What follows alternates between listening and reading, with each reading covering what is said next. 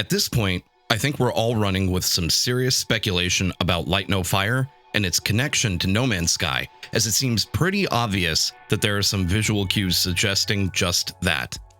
No Man's Sky casts the largest open universe for exploration, creation, and violence in any game, and Hello Games has alluded to Light No Fire being their next step. But what if that next step wasn't from No Man's Sky alone? What if that's not the only connection? What if Light No Fire is connected to something else, something almost no one knows about?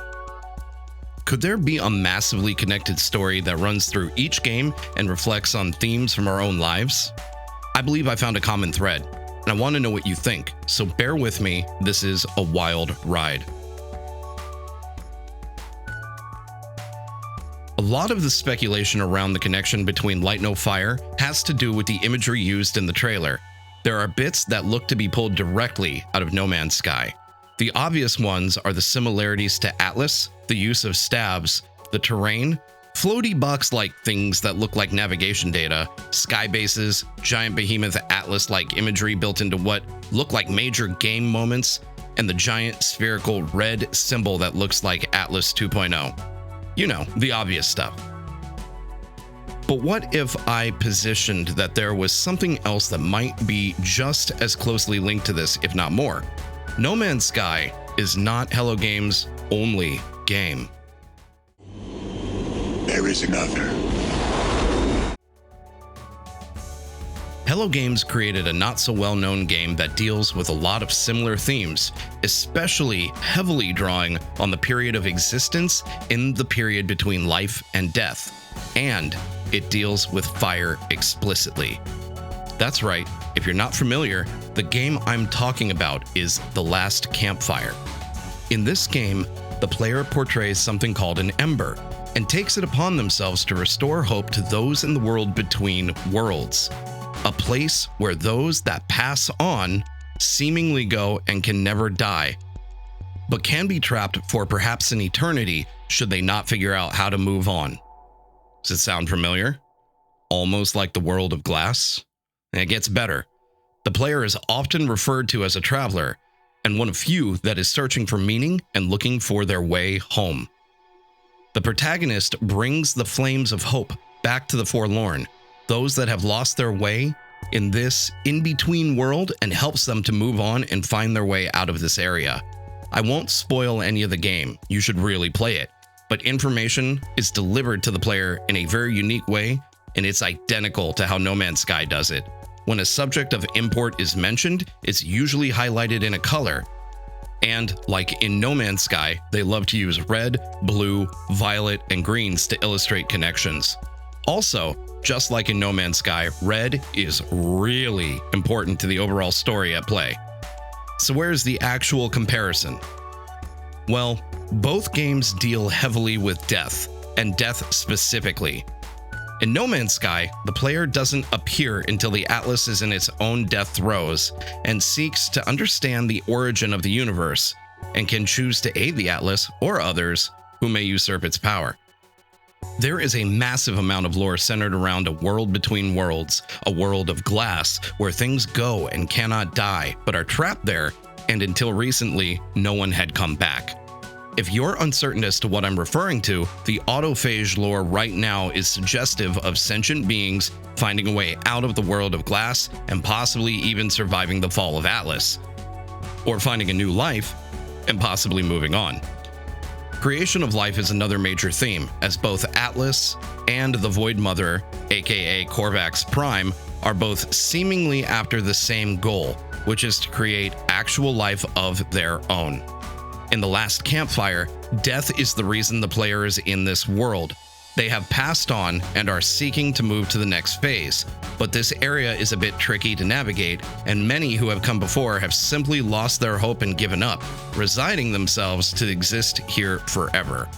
The player sees this and works tirelessly to help each and every other ember they can, some aren't ready, find their way back to the campfire, helping them to move on. The player encounters resistance, some that don't want to leave, and some that are keeping the embers in this world.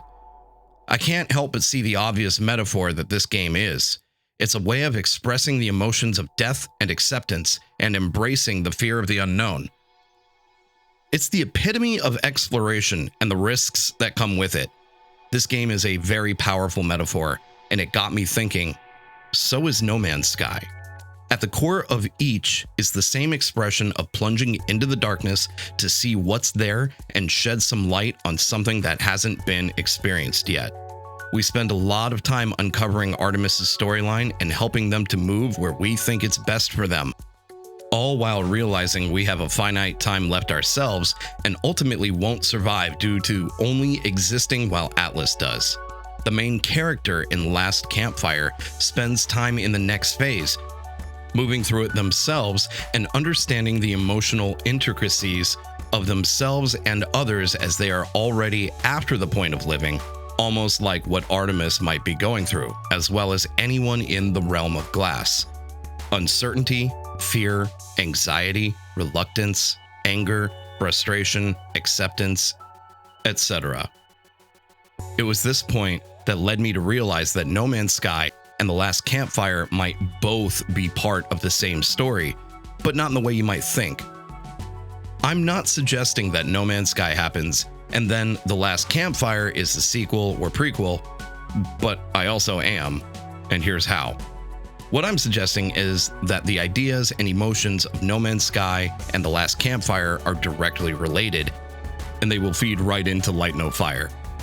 I think they are and will all be linked together through a story told through metaphor, and the shared imagery is the key and the clue. It's metaphorical! I think the bigger story is that of life, death, and rebirth. And I think once we see Light No Fire, it might become much clearer. I postulate that the order is simply this. No Man's Sky ends with the fall of Atlas and death of everything. The Last Campfire is the period through which life moves on and evolves from the ashes of Atlas, returning and remembering those that came before with Light No Fire, tying the entire picture together.